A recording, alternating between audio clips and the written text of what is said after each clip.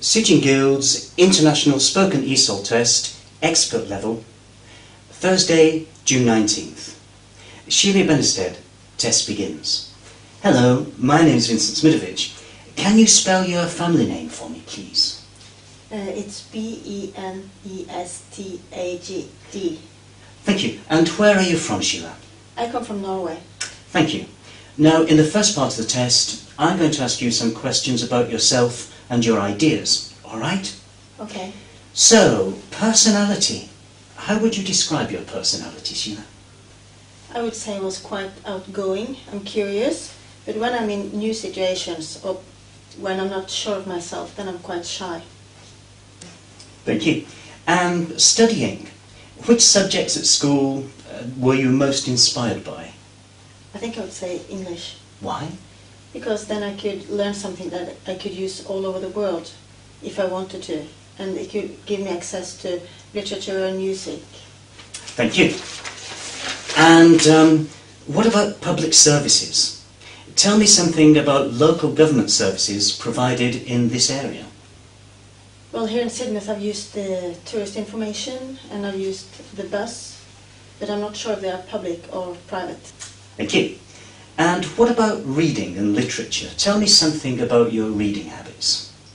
Sometimes I read to study, and then I read about school politics or about English, for instance. But when I'm reading just to enjoy myself, I read crime stories. Thank you. And thinking about work, what would be your ideal job? I think I have my ideal job now. I'm a school counsellor, and I help young people when they have problems. And I like helping young people because I'm able to help them, and there's still hope in them, and they are able to change their lives in many ways. Thank you. And now part two. I'm going to read some situations. I want you to start or respond as necessary. First situation. We are colleagues working in a bank. I start. Sheila, I'm considering applying for promotion. What do you think? Okay, it sounds like a good idea, but what arguments would you use? Oh, I don't know. What do you think I should say?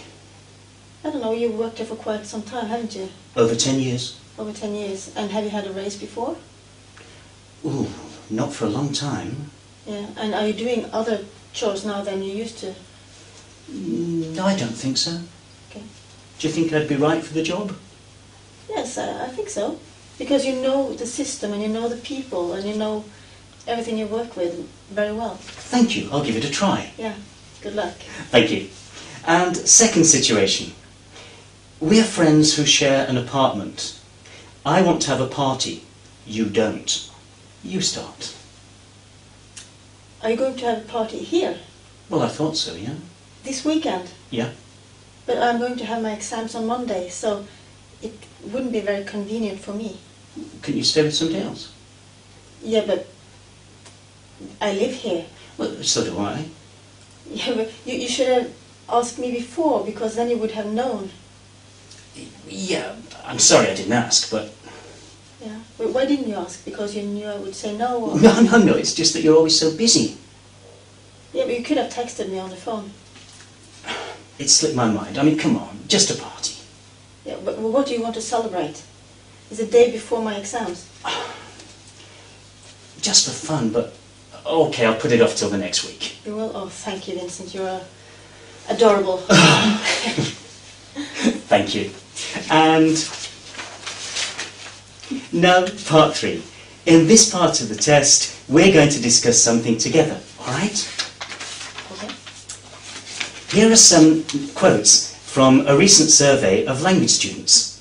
Let's discuss them and decide which ones we agree or disagree with. Take 20 seconds to think about what you want to say.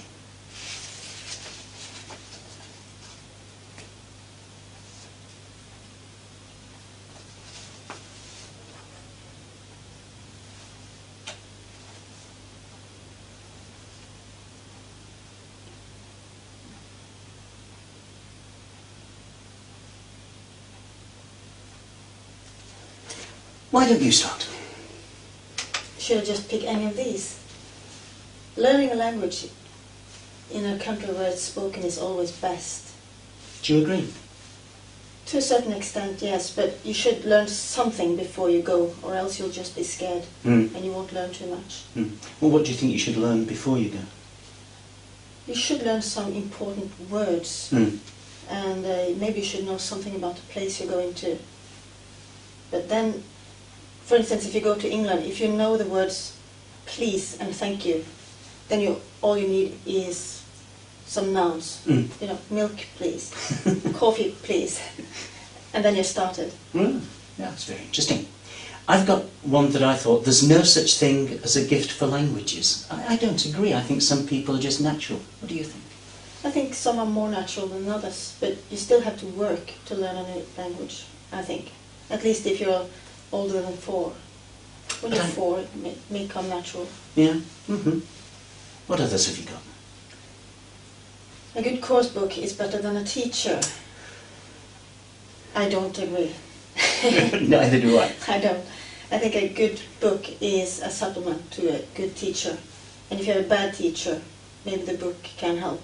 And if you have a good teacher, the book will make him better. Do you have any favourite course books? No, not really. No. I've got one here that says speaking and listening are the most important skills. I agree. Yes, I agree too. But I love to read, so I think I would put reading into. But speaking is how we actually communicate with people. Yes, it is. So I think it's the most important skills in a language course, because you could read at home. Anything else?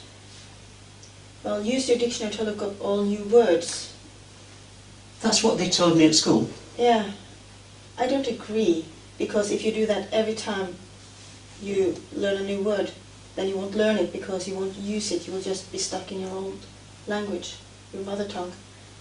So I think you have to look up some words, but not all new words.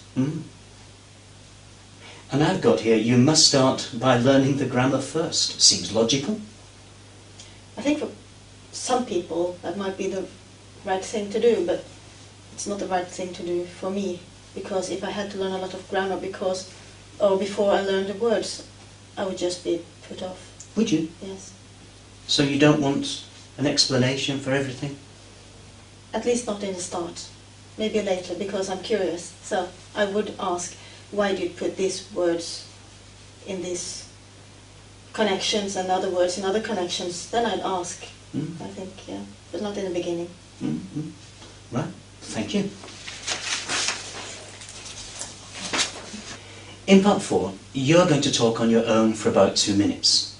Your topic is how much freedom young people should have.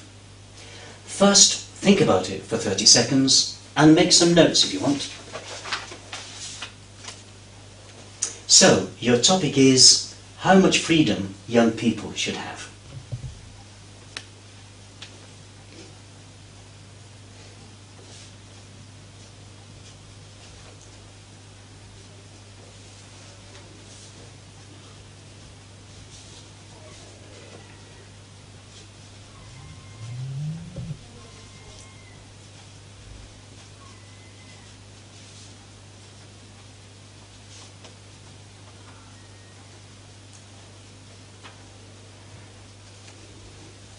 Ready? Yes. Please start.